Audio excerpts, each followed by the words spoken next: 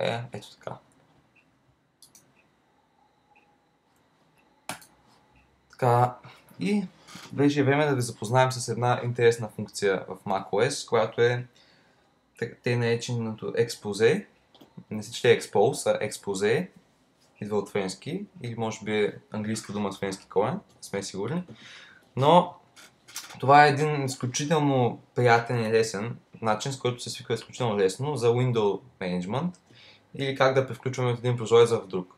Нека отворим няколко прозореца, например Finder, iTunes, System Preferences и Pages.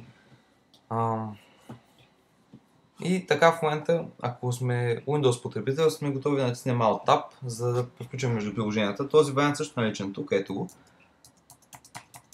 Всички активни приложения в момента, но той е далеч по-бавен и по-нелогичен сравнено с Expose. Нека видим как работи Expose. За да го активирате, достатъчно натиснете F3. Ето го. Можете да, ако директно кликнете върху F3 веднъж, ако натиснете F3, Expose се задържа и още веднъж като го натиснете, се връщате към основния прозорец. Ако го задържите, можете така да глайдвате върху прозорците, за да изберете кой искате да бъде активен. Ето така.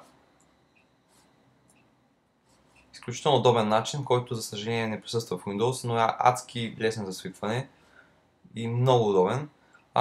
Може да добавите шорткът към Expose върху мишката си, както сме направили ние, ето така. Друг вид Expose е Desktop Expose, т.е. всички прозорци се скриват от екрана и отиват извън него, ето така. Можете да работите с десктопа и когато прецените, че отново трябва да се върнете, отново го натискате, ето така. И всичко се връща. Expose също може да бъде забавено, ето така. Не точно така. Ето така.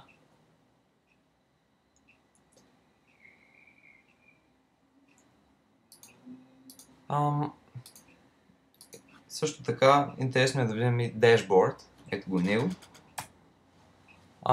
Това е нещо като екран с уиджети.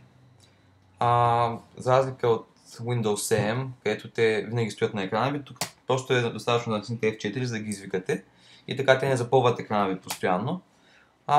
Налични са хиляди, може би дори десетки хиляди уиджети за macOS, защото все пак операционната система разполага с тях сравнително отдавна. Ние сме добавили мини плеер, който се интегрира с iTunes, iStat, която е нано версията, по-малката, която показва различни текущи параметри на системата, като натовареност на процесора, колко RAM е заета, както и твърдия диск и много други неща. Малък калкулатор, малък речник, който се интегрира с Dictionary.app, времето, където се намираме в момента, Sticky Notes, лепкави бележки, папараци, което е изключително полезен инструмент за снимане на цели веб страници в едно изображение, календар, CyberDuck, приятен FTP клиент, няколко шортката към различни веб страници, конвертор. Естествено, също така можем да забавим дешборд, така.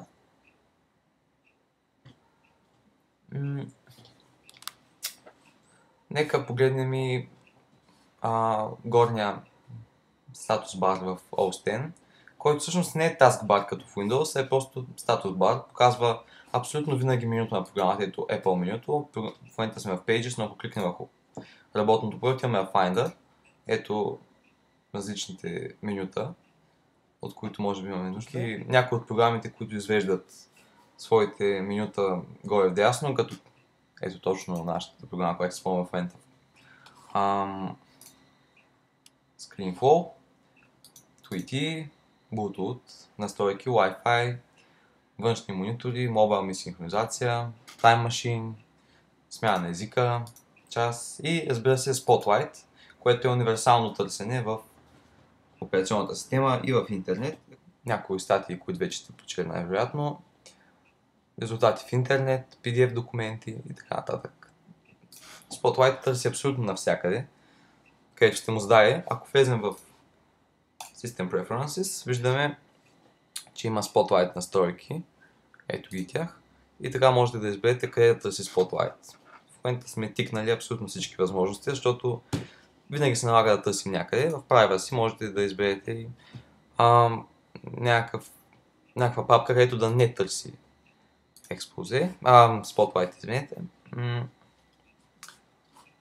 И общо взето това е нашето първо видео с основните съвети и основните принципи при работата с macOS. Очаквайте нашето второ видео, което вече започне да се задълбочава в различни